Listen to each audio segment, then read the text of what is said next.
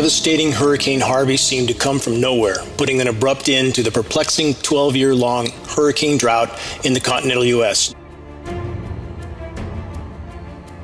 How many remember the scenario with Hurricane Sandy? Miraculously, weather forecasters somehow knew 7 days in advance that Hurricane Sandy would make an unprecedented 90-degree westerly turn exactly where it did. As Harvey was making landfall, the radio frequency microwave transmissions being used by the weather makers to manipulate Harvey were undeniable. Powerful frequency transmissions kept Harvey from migrating further inland and breaking up. The forecast track and behavior for Harvey was beyond unprecedented. Again, how could forecasters know so far in advance? Because Harvey's behavior was not an act of nature. It was manipulation with patented climate engineering technologies. The manipulation of Harvey from the Shreveport transmission facility and numerous others was relentless, as this even more recent animation of the Shreveport transmissions reveals. Wave after wave of migrating atmospheric moisture is held back and in place from the powerful radio frequency transmissions.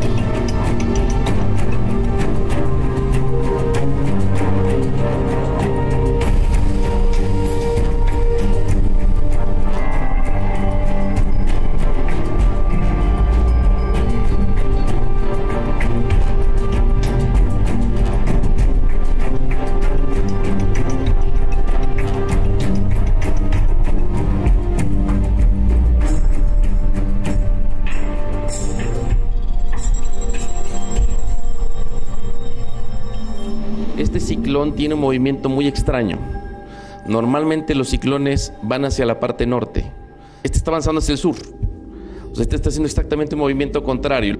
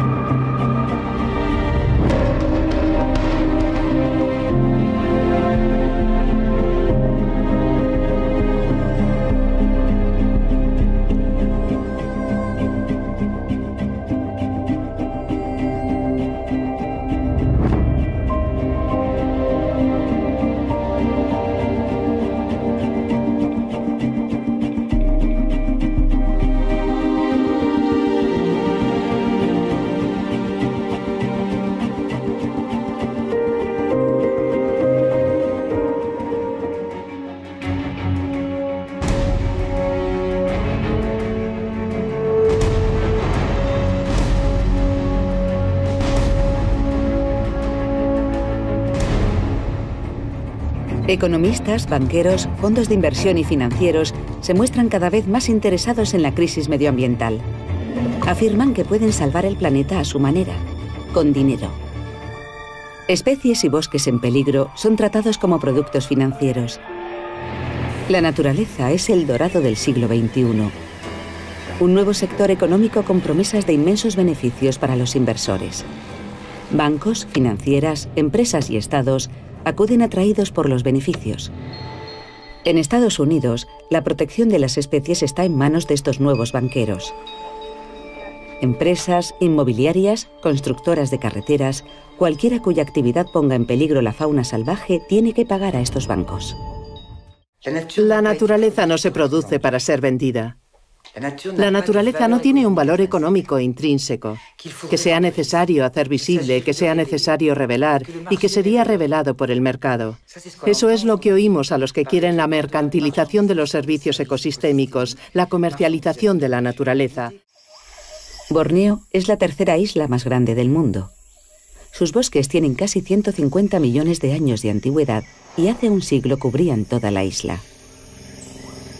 En la actualidad, solo queda una tercera parte de ese bosque. Malua Biobank es una reserva forestal de 34.000 hectáreas en el Borneo malayo. La peculiaridad de este proyecto es que intenta dar un enfoque comercial y no benéfico a la conservación de la naturaleza.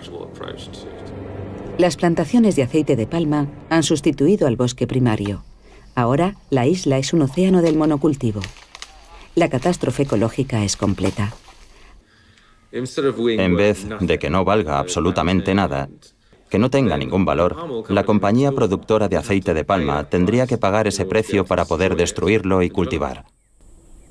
El Banco Malua vende sus bonos a productores de aceite de palma y a otras compañías procesadoras de alimentos de todo el mundo que usan ese aceite en sus productos. Esta es una lógica muy perversa porque quiere decir que el que tiene plata puede comprar los bonos y destruir la naturaleza.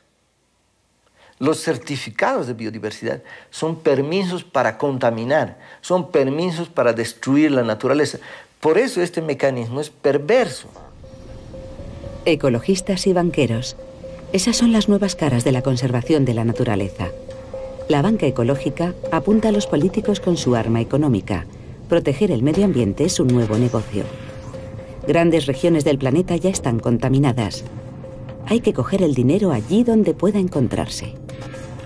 En Bruselas, la capital europea de los lobbies, hay entre 15.000 y 50.000 lobistas.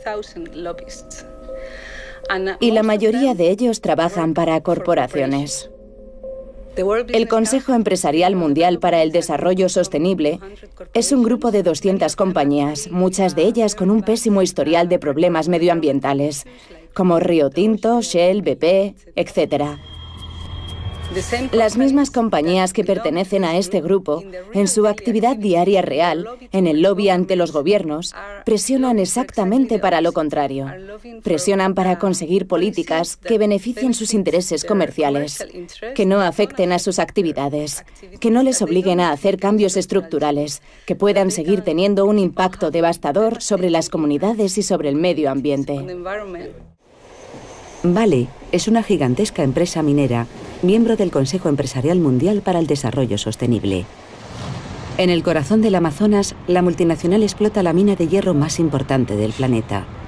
Y aunque Vale plante árboles voluntariamente para compensar su impacto, también sabe cómo convertir sus buenas obras en lucrativas acciones que vende en los mercados. Estas inversiones le permiten estar registrada en el Índice de Desarrollo Sostenible del mercado bursátil. Sin embargo, aunque afirme estar reforestando el bosque amazónico, Vale solo planta una especie de árbol, el eucalipto. En 30 años, todas las tierras con eucalipto serán un yermo. Hasta entonces, los mercados financieros habrán recompensado a Vale por su inversión verde. Finalmente, la multinacional obtendrá aún mayores beneficios vendiendo sus árboles para biocarburantes. Disfrazar un monocultivo como milenaria selva tropical amazónica es una de las grandes decepciones de la economía verde. Una mentira que consiste en afirmar que los mercados pueden proteger la biodiversidad.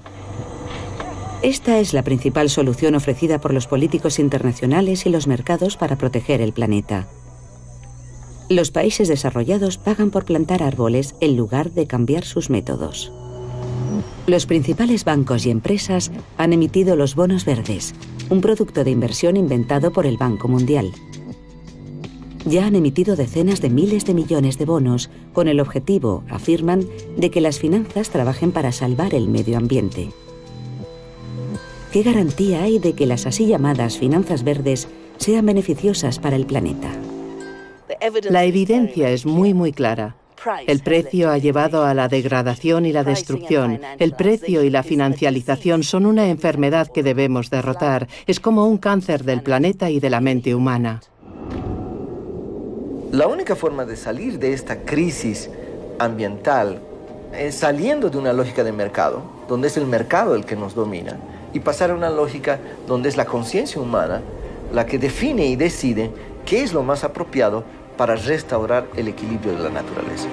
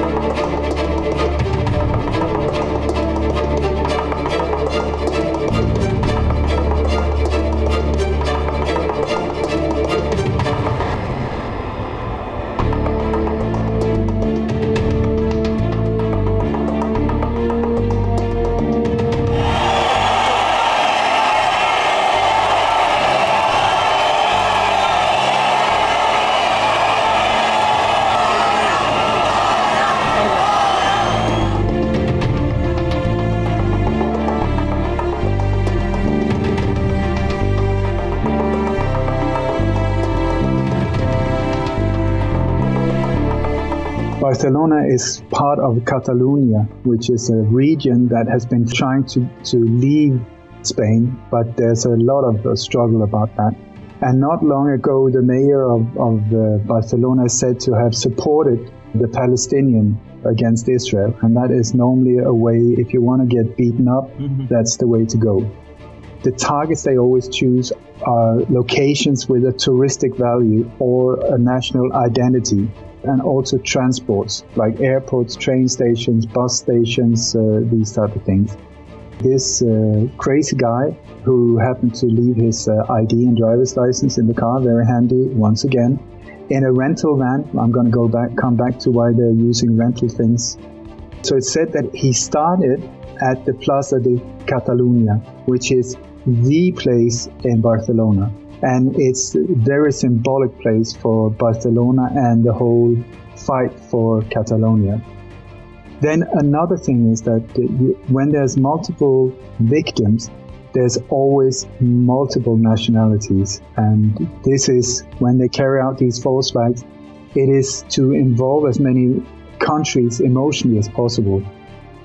The reason why they do all of these vehicle attacks are, we were talking about that, for preparing people for smart cities, so that the vehicles will be the problem. We're back to problem, reaction, solution.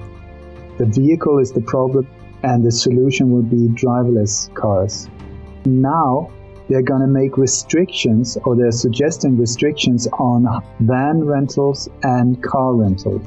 When you look at the footage in Las Ramblas here in Barcelona, there's more than 200 CCTV cameras put up around this area. It's the most popular area in Barcelona. 200 cameras officially, not one of them working. Does that sound familiar to you? Then you have no video footage from normal people, and then it is all then blamed on Muslims or ISIS. ISIS keep taking responsibility, which I think is very kind of them, being a creation of the US and Israel, backed by Saudi, as the boogeyman.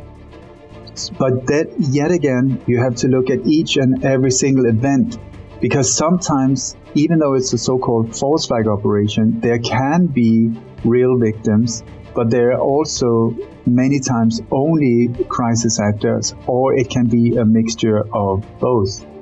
I don't call these things a terror attack. I call them a media event where the product is terror. The product is fear, to pump it out to mainstream media, which they control to a large extent, so that the population will be totally terrified, thus accepting and even welcoming more and more control, more and more robocops, more and more CCTV cameras, more and more body scanners in airports, train stations, and also justifying these incredible, horrific wars that are being started based on these alleged terror attacks that never took place.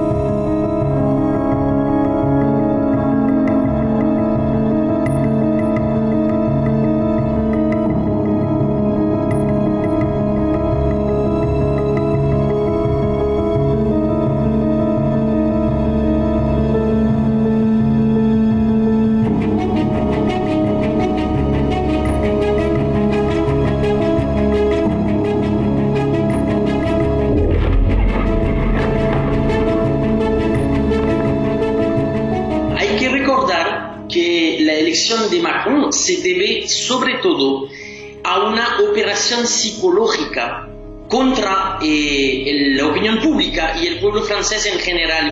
Hubo una gran comunicación, una gran operación de marketing político, consistió en vender como si fuese un producto de uso, una propuesta electoral que los franceses rechazaban tanto en comparación con el antiguo presidente o con Nicolas Sarkozy. Es decir, que la mayoría de los franceses que eligieron a Emmanuel Macron no lo eligieron para el programa que él proponía, sino más bien para, vamos a decir, romper con la política tradicional y para una esperanza de cambio. Al darse cuenta de que es la misma política neoliberal que sufren, que han hecho su vida una pesadilla, inmediatamente después del encanto, después vamos a decir de la emoción, cuando la emoción ya cae, pues hay una reacción, vamos a decir, sana, que es de volver a oponerse a todo lo que representa el presidente Macron.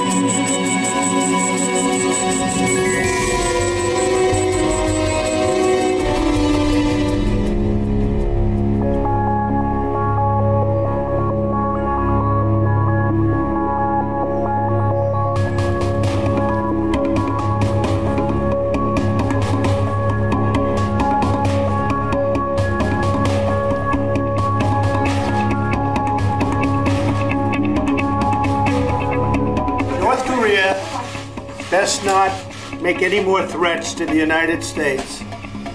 They will be met with fire and fury like the world has never seen. He has been very threatening beyond a normal statement. And as I said, they will be met with fire, fury, and frankly power, the likes of which this world has never seen before. Thank you. 우리 핵과 탄도 로켓으로 심사를 가져올리지 않을 것이며 우리가 선택한 핵무력 강화에 대해서 단 한치의 양보도 없다는 것을 설명했습니다.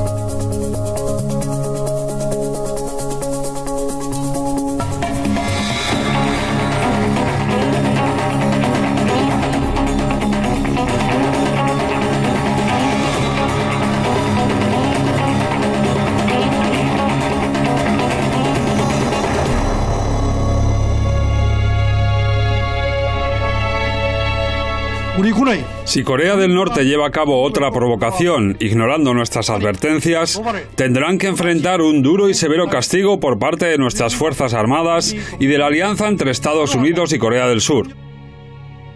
Queremos dejar bien claro que nuestro ejército está preparado para responder a cualquier tipo de provocación de Corea del Norte.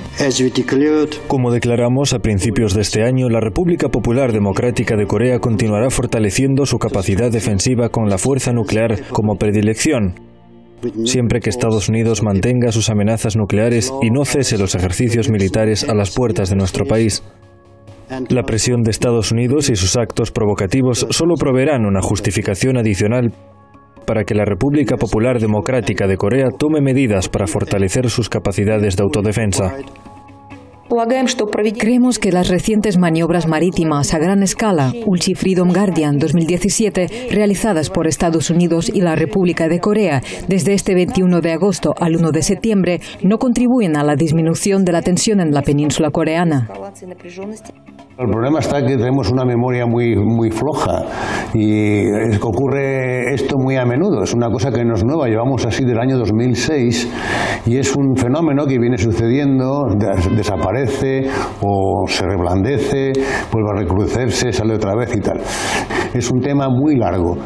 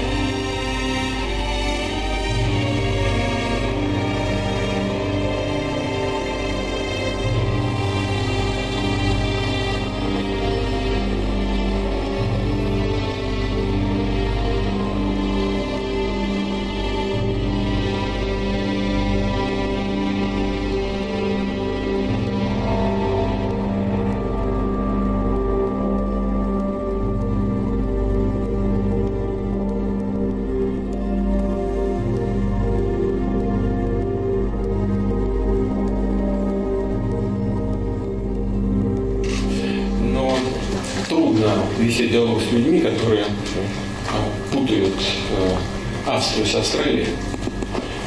С этим ничего уже не поделаешь. Таков уровень, видимо, политической культуры определенной части американского решения.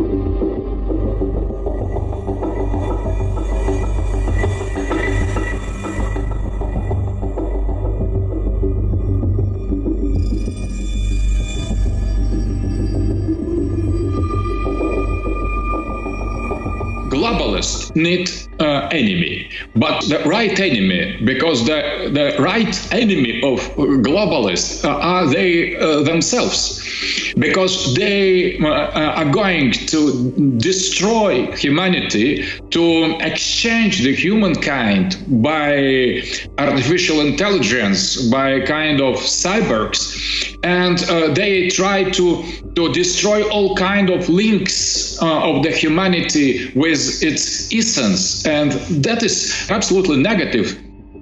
Their goal is against normality. And they need, in order to keep attention elsewhere, they need some enemy, and they have designated Russia as enemy number one. It helps to them to displace attention from the real crimes they commit.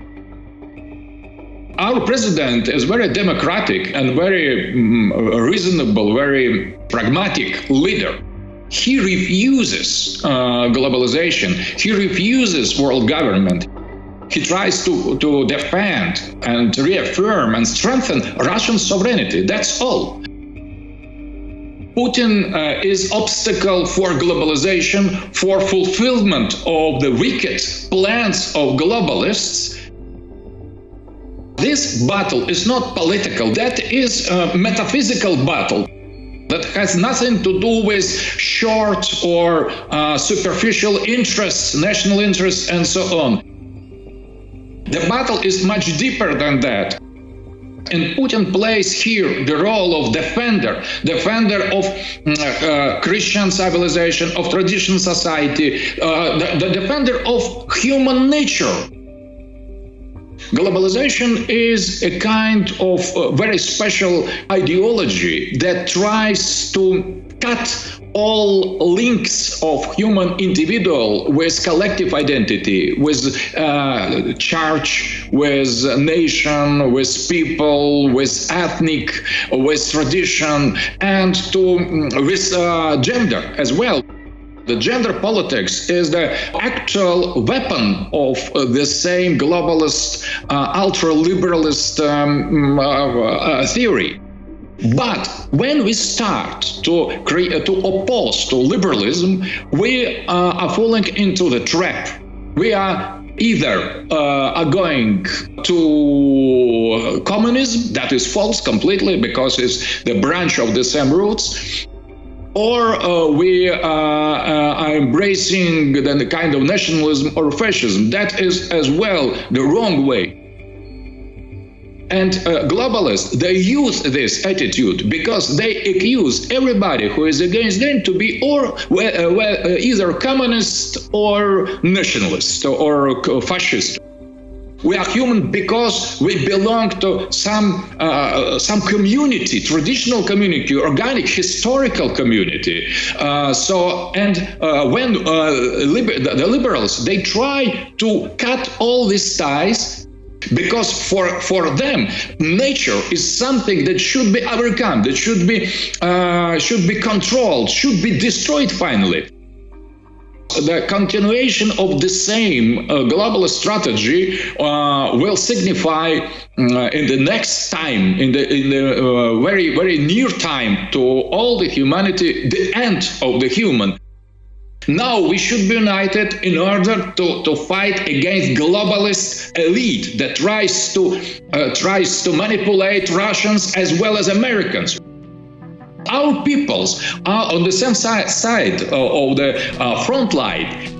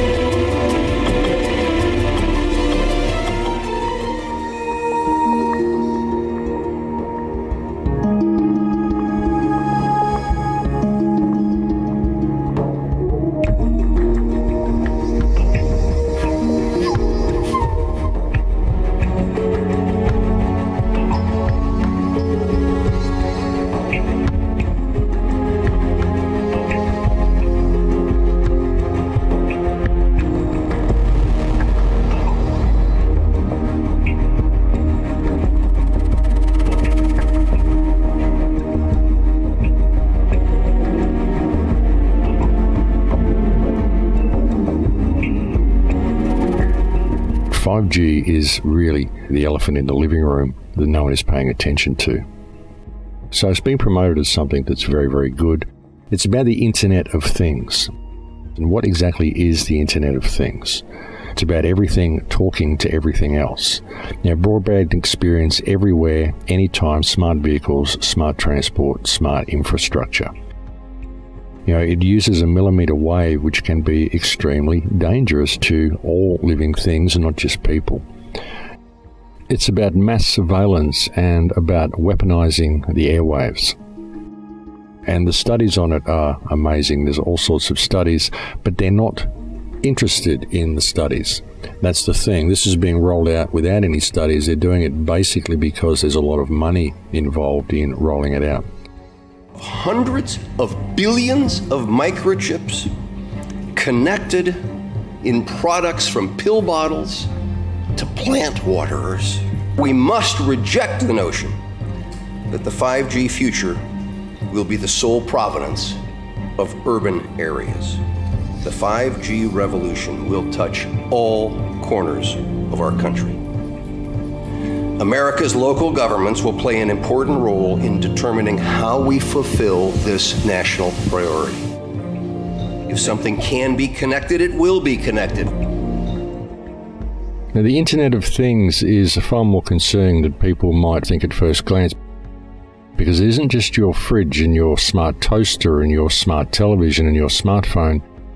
It's also your computer, your microphone, your camera on your computer. It's also the surveillance system that we are all installing in our homes by getting these new computer systems. Something else the 5G grid can do is it can see through walls, it can see through houses, it can see what you're carrying along the street, it can see if you're carrying money, it may be able to tell if you're carrying a weapon. And if you are carrying a weapon, it can disable you with a millimeter wave, or it can even perhaps send a signal to a drone and have you targeted from the air. It's also possible to take control of vehicles with computers in them. It's an all-encompassing system. And this is not just being used for communication. This is being used for surveillance and control. What this whole system is leading towards is complete digital control of everybody and a merging of human beings with AI. So they're virtually putting a fence around the entire Earth, like a space fence around the entire Earth, which is going to be active and involved in the 5G network. And it's about integrating it all together, the integration of satellites and 5G networks. This 5G grid is being rolled out, and this whole machine society is coming online, and if people don't pay attention, if people continue to use their credit cards, if they continue to use their smartphones, in another 5 to 10 years from now, when all their cash is digitized, all their movements are tracked, all their thoughts are monitored, and everything they do is under surveillance, people are going to look up from their research and go, hang on a minute, how did I end up in this high-tech prison? And at that point, what can anyone do?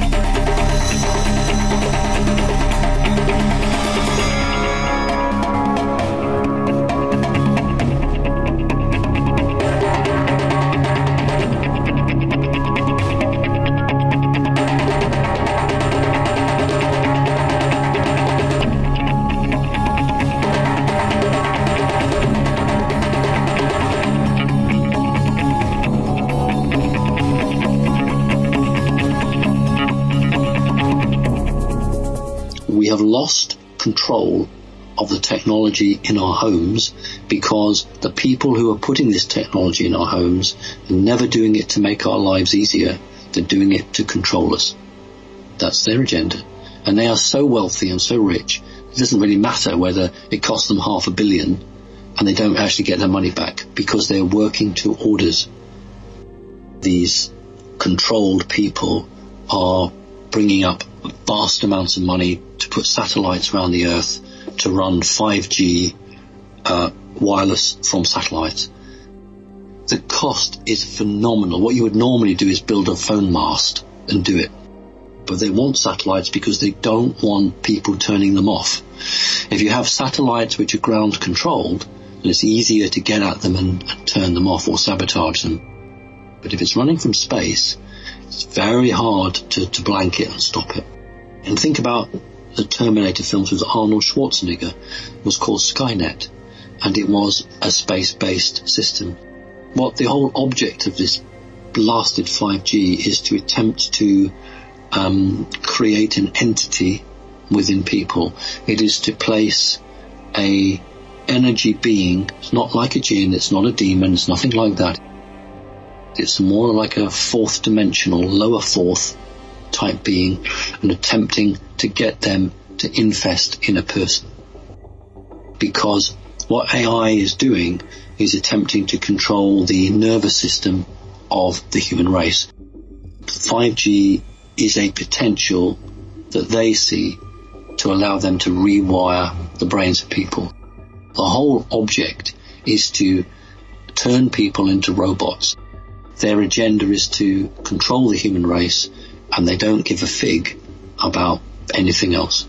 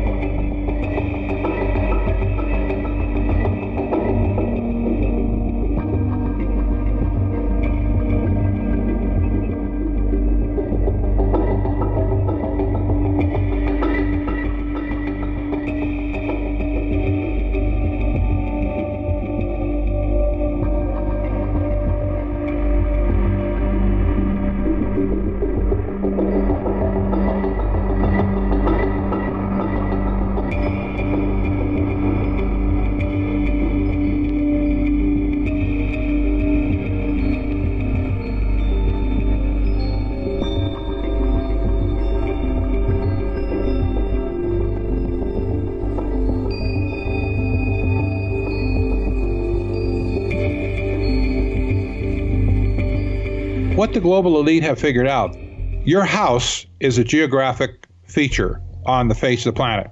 But when you go out of your house and you go to a doctor, you go to a store, you go to, whatever, they lose track of you because your house is stationary, but you're moving.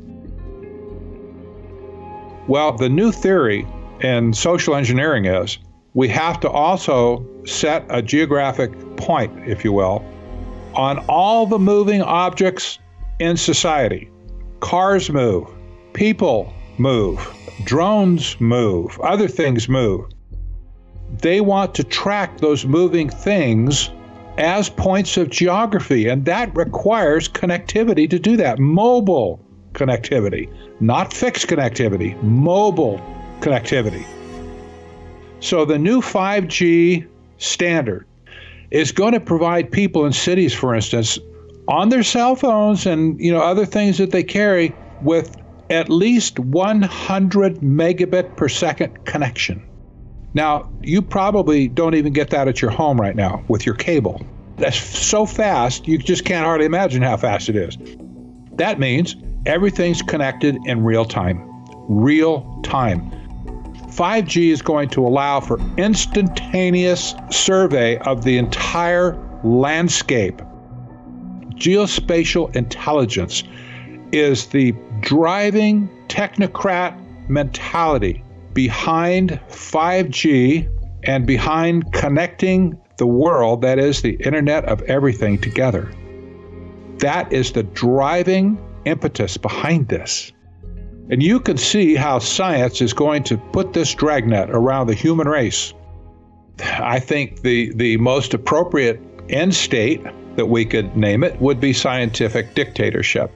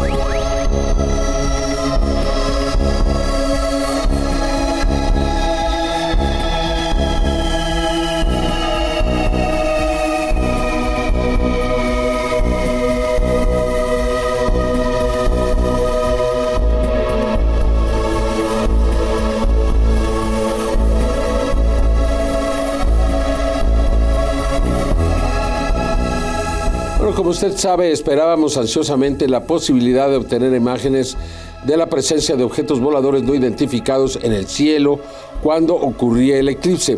Hasta el momento no hemos recibido imágenes convincentes que demuestren esa presencia.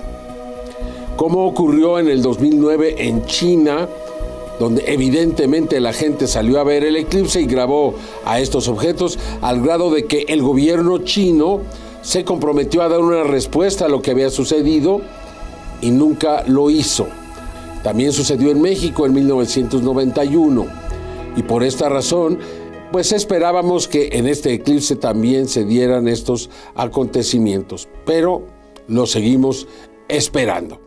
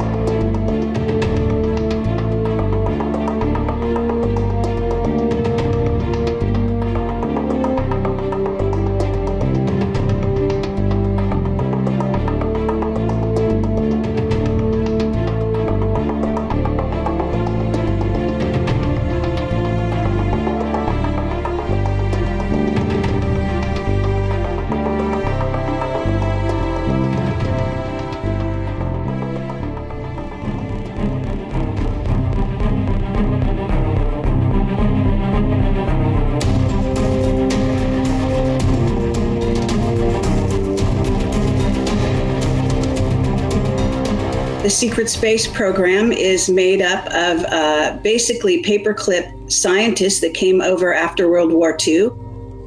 I also believe that our secret space programs are reporting to probably some key Anunnaki and off-world races that are actually lodged down in Antarctica at this time as part of the Nazi base.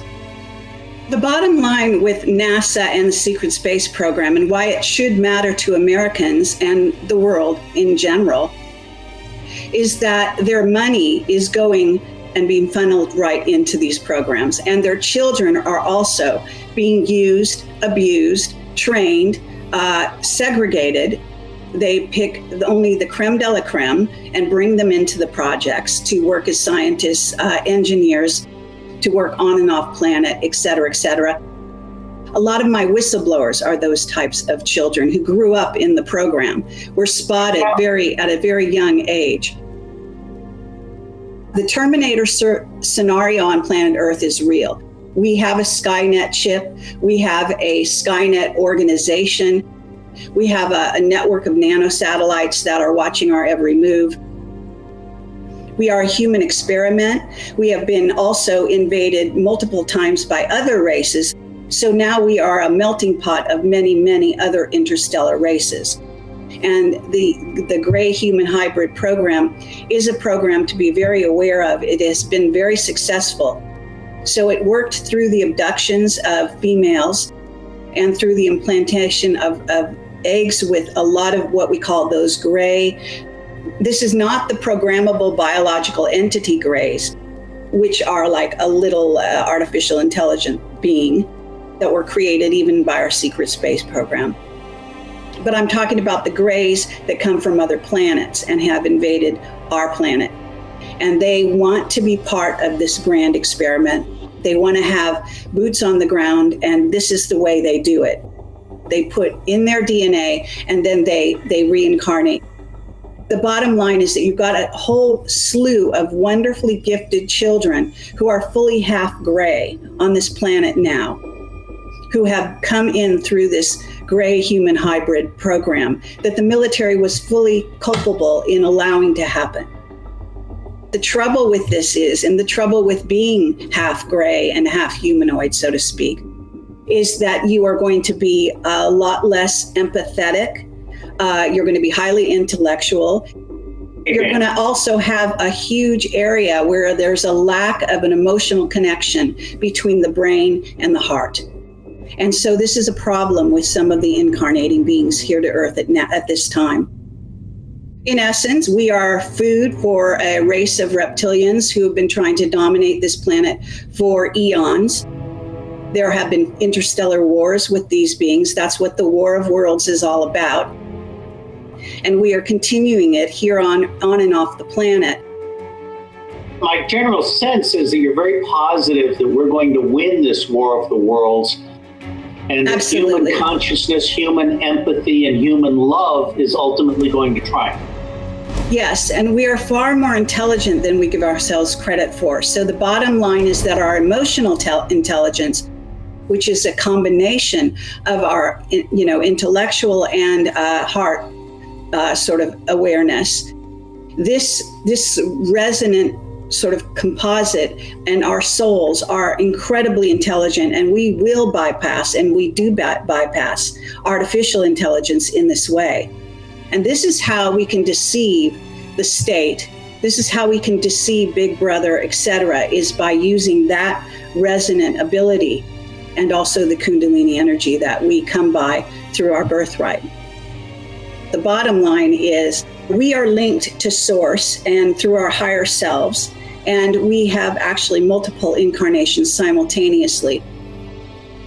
So this is simply a vehicle, this humanoid body, but we can have complete mastery over it.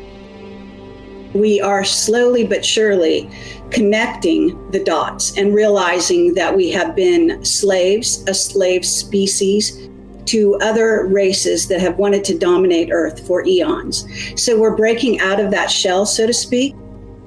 So we're discovering new things about our past, new truths, new intelligence that we had that was once has been lost for eons is coming back to us. new memories, the memories of the past, present, and future. We are time travelers. By nature, that's the nature of our genome and our abilities. This is facilitating this awakening here on planet Earth. And part of that awakening is starting to recognize that the original human body was actually immortal. We are an interstellar species that has a long history going into the future. Whether we stay on Earth or leave Earth or go out into the multiverse and inhabit other planets or not, it doesn't really matter. We are the safeguards of the library, the genetic library here on planet Earth, however, and we do need to defend sovereign ground.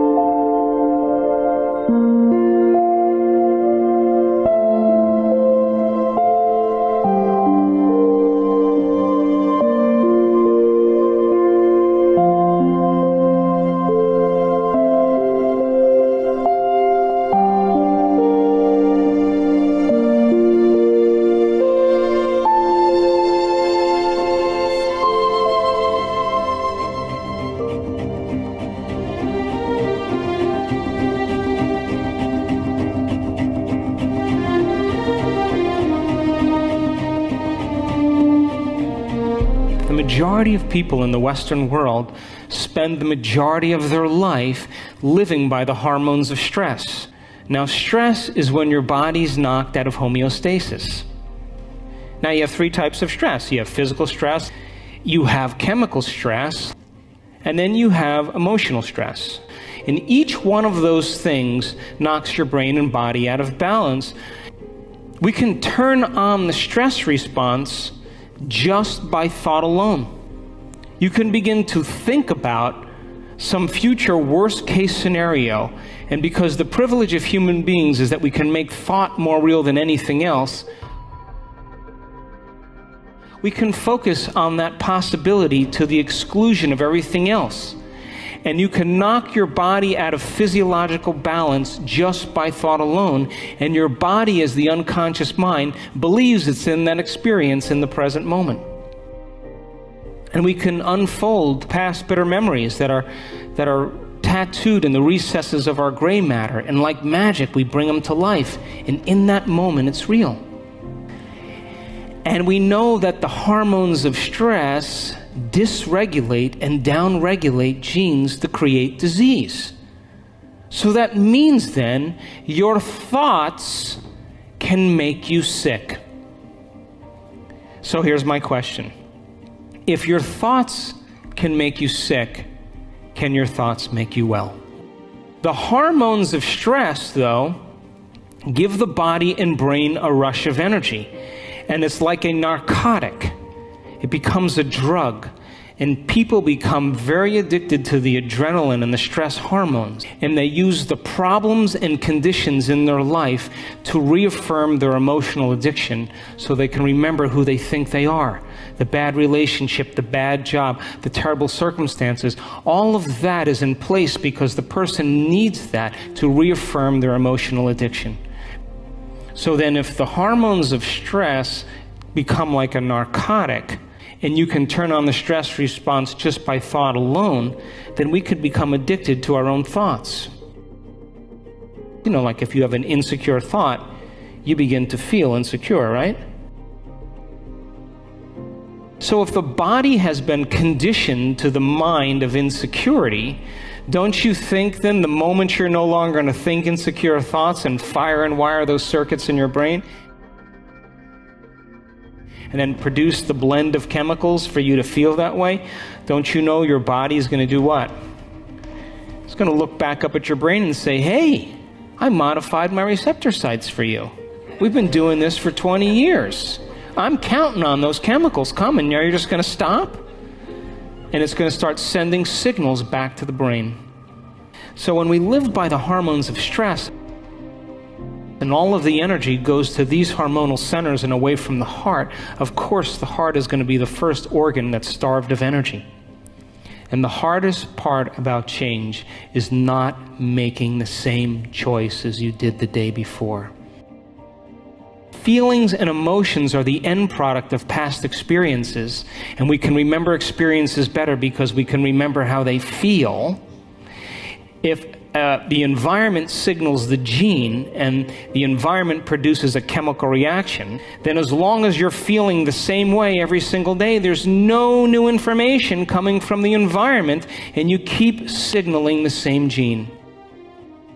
And if you keep knocking your body out of balance, that imbalance becomes the new balance, and you're headed for some type of disease. And I'm living by the same emotional reaction, one long refractory period. And if you keep it going on for years on end, that's called a personality trait. And most people wear their emotions layer by layer, and they believe that's who they are. then the body literally is living in the past. And we can't create a new future holding on to the emotions of the past. We try to use our brain to change our brain. We try to use the ego to change the ego. We try to use the program to change the program, and it only endorses it.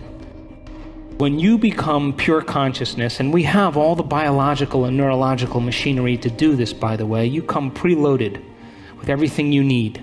You don't need anything else. That when you forget about yourself and you become pure consciousness, a thought impossibility, the moment you are consciousness, now you have dominion over your body.